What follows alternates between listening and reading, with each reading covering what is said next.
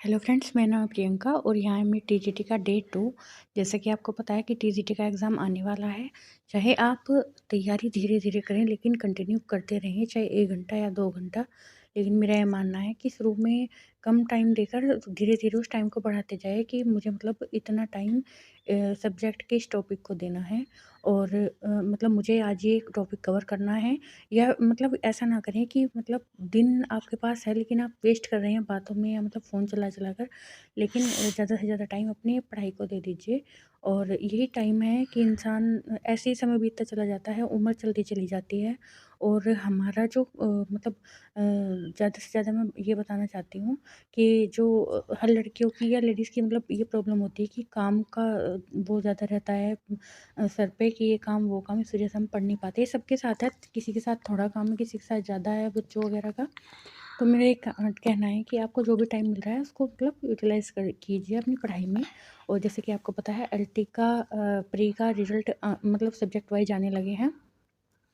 तो एलटी में ये होता है कि एक तो नेगेटिव मार्किंग है, दूसरा नेगेटिव मार्किंग के चक्कर में ना इंसान मतलब हड़बड़ा जाता है कि पता नहीं ये क्वेश्चन सही करते-करते भी उसका क्वेश्चन गलत हो जाता है। उसको ये रहता है कि पता नहीं ये सही गया है, वैसे कॉन्फिडेंट तो होता है कि हाँ, सही गया है, लेकिन बहुत सोच-विचार करके वो क्वेश्चनों को हल करता है कि मेरा कोई भी क्वेश्चन गलत ना जाए, जो क्वेश्चन मैं कर रहा हूँ सही जाए। और मतलब ऐसा हुआ है कि मैथ और उसकी वो रिज़ल्ट आया था हिंदी का और उसमें मतलब बहुत कम बच्चे वो हो पाए हैं सफल। लेकिन मेरा ये मानना है कोई बात नहीं, जीवन है, कभी असफलता है, सफलता से डरना नहीं चाहिए और सफलता ज़रूर मिलती है। धीरे-धीरे जब आप मेहनत करते जाओगे आपको सफलता मिलती चली जाएगी।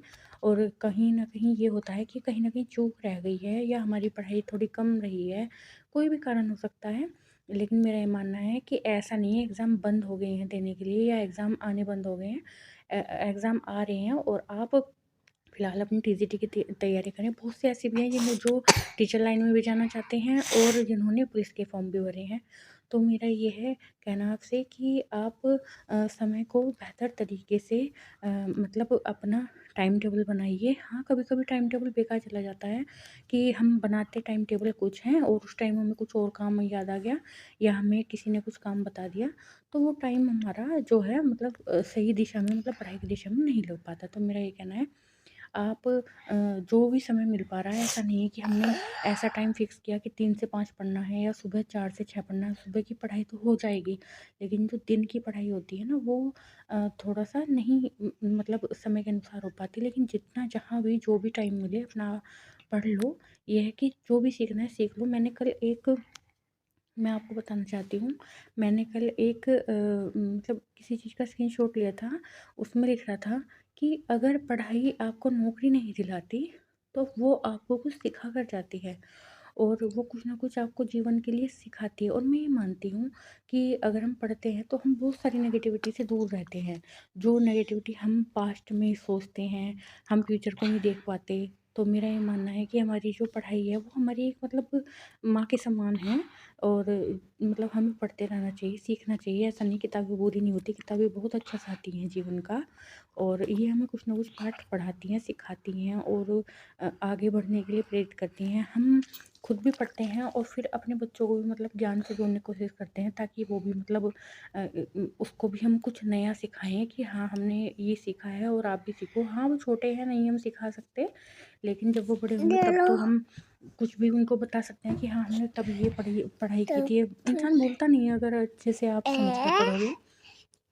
तो मेरा तो यही कहना है कि आप जो भी आप पढ़ रहे हैं या तो उसको लिख-लिख कर पढ़िए या जैसे भी आपको अच्छा लगता है मतलब समझ के या फिर आपको लिख के पढ़ना है। मुझे तो लिख के ही पढ़ना अच्छा लगता है क्योंकि वो ज्ञान स्थायी रहता है और शुरू से ही मुझे बहुत पहले से ये आदत है कि मैं जो भी पढ़ती हूँ उसका टॉपिक रफ़ पेपर पर लिखती हूँ ताकि वो स्थायी रूप से मतलब ये रहे कि हाँ, हमने वो कवर कर लिया।